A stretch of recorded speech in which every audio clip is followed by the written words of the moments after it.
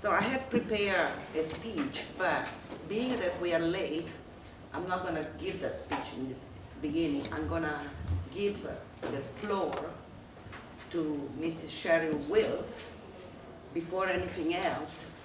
And what I'm just going to say to start with is that what we are really trying to do with these conferences that we've been holding now for the last 17 years is to make the world understand that this paradox, what seems to be a global paradox, there cannot be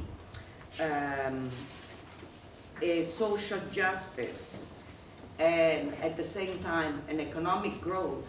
In fact, it's not a paradox. It is possible to do that, and we must do that.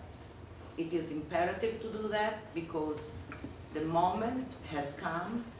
The situation in our world, political situation, economic situation, has become financial situation, immigration, and we don't need to look too far to see the exasperation of politics and in everything that is going on.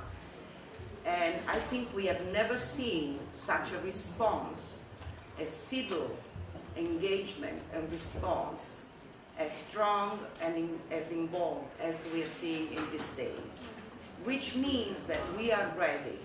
We are ready to go to the next step, and the next step is that everybody has to be included, everybody has to be able to participate and to share the wealth, the knowledge, the medicine, everything, and to have a good quality education at no cost. This is not something that is not possible because in Europe we have it. We have health for everybody, we have education for everybody at no cost or very limited cost. So if we can do it in Europe, it can be done in America too. And this is a model and a thing that can be applied everywhere else. So said that, I'm going to very briefly introduce you, Mrs. Cheryl Wills, because I don't think she needs much introduction. She is a journalist, anchor woman for New York One. She's an author. She is the CEO of her own production company, TV and film production company. She has written some books, one in particular that she's going to talk about. And therefore, I don't think we need much more introduction than that because we see her every day on TV. And she has a new show actually on New York One on Sunday morning at 10 o'clock, 10:30 in the morning, which is called In Focus, and which is based and talks about problems and subjects and things which are important to take care of immediately. And she speaks with different people in the community, in the government, in the city government, and so on, about these important questions. So I give you the floor because I know you have something very important to tell us. Yes, Madam Chair, thank you very much for the opportunity. And I bring you greetings from our 24-hour news station, New York One News. I hope all of you have seen it at some point, even those of you who are from out of town. I have worked there from the very beginning, 25 years. And one of the tragedies of me working there is reporting on the mass murder of black and brown children in the United States of America, specifically New York City. This is not normal. And it offends me to the core. It always has. Why do I sit on television every night and report on 12-year-olds being murdered? Is this the developing world? I'm hearing talk about many countries in Malawi and Mozambique. I can take you 1 mile north from here and rival every condition that they talked about.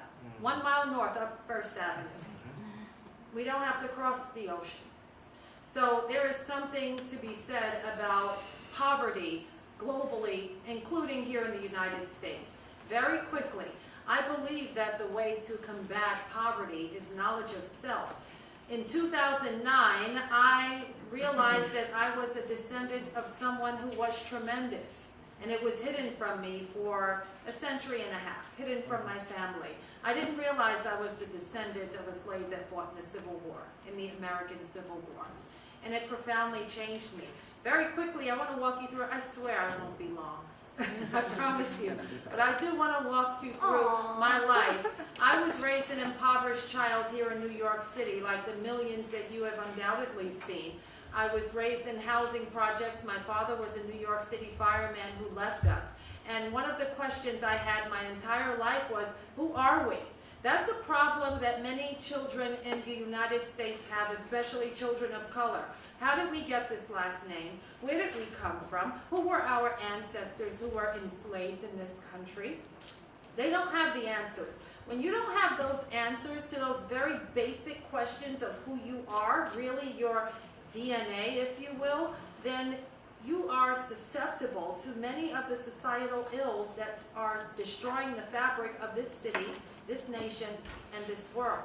It turns out my father didn't know, even though he was raised in segregation in Tennessee and died at a very young age. His father, my grandfather, he didn't know either.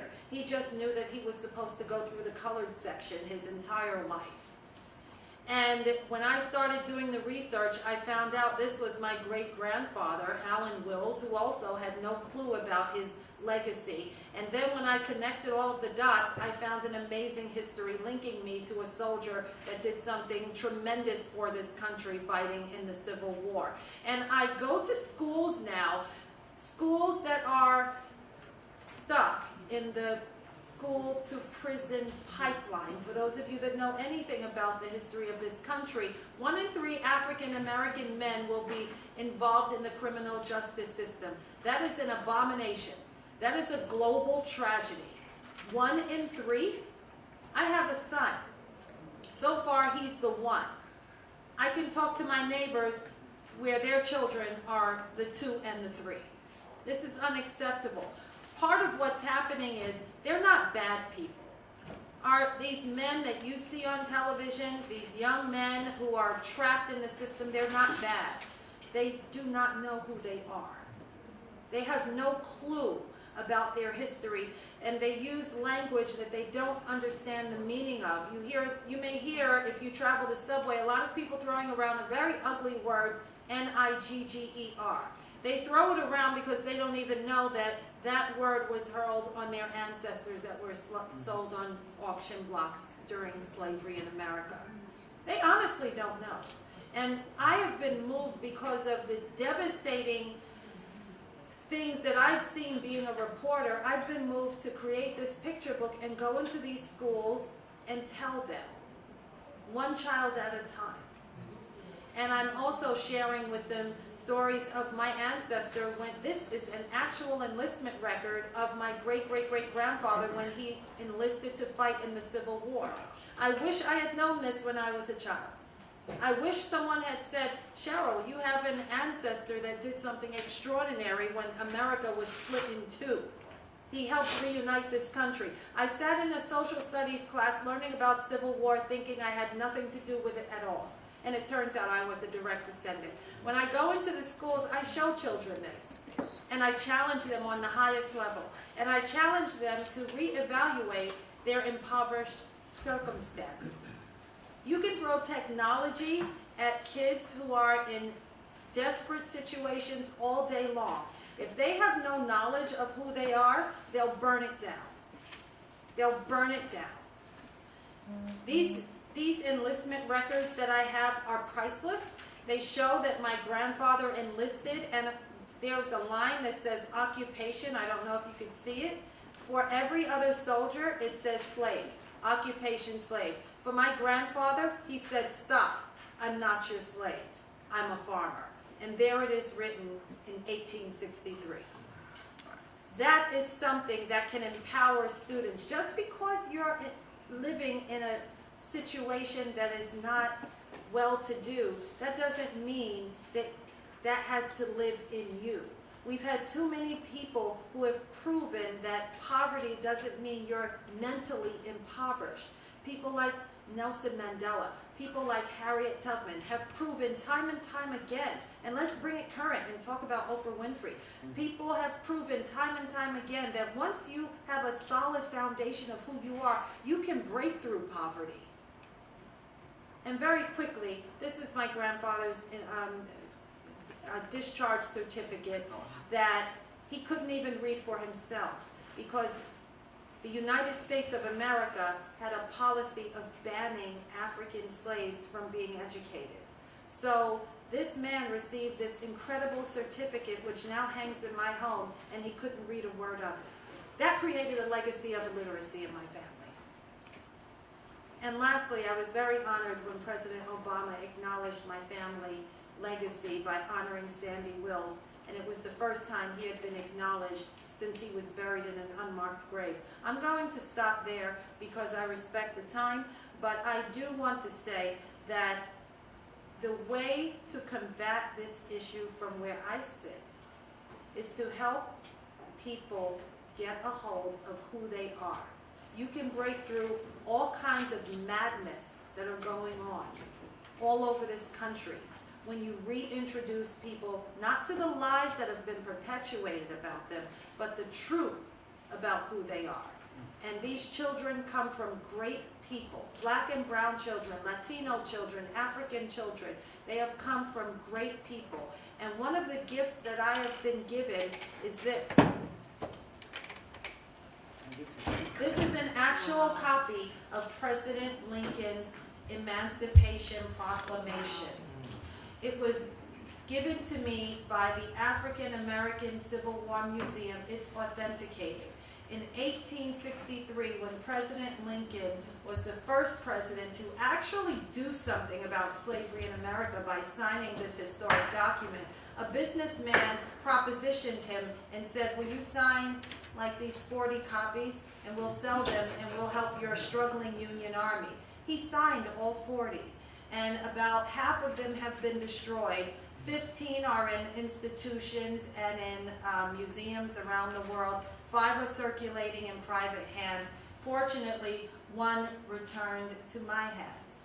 And I take this into schools and I remind students it's time for an emancipation of the mind. This is where we are now. If their minds are not emancipated, all of these discussions are essentially, and forgive me, a waste of time. They will burn down. The digital divide will get wider.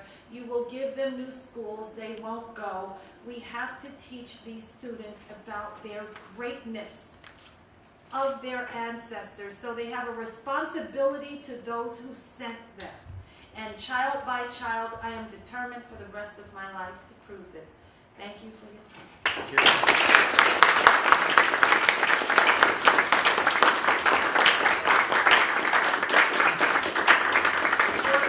Before I let you go, I would like to ask you something which is important in the context we are. All this tremendous research that you did, and all the work that you're doing in schools and everywhere else, it wouldn't have been as easy to do and possible to do, maybe, without the technologies. Correct. So this is where, this whole, It all ties together. exactly, Right, it all ties together. All of the documents from the 19th century related to my grandfather's service in the Civil War were uploaded and put online. They were previously in a vault in the National Archives. That's And what I would like the to say. most beautiful part of it all is that his wife sued the federal government when she applied for a pension, right? He died when he was 50. She had 9 children. And she applied for a pension like all the other white widows did. And the government essentially said, oh, we didn't mean you guys. We just meant the white widows. Well, she sued the government and hired a lawyer. And every one of those documents were in Sandy Wills's file. And God bless the person that emptied the file and put it online. And 150 years later, her granddaughter, who's a journalist, thank God, found it and put it on blast, as the kids say.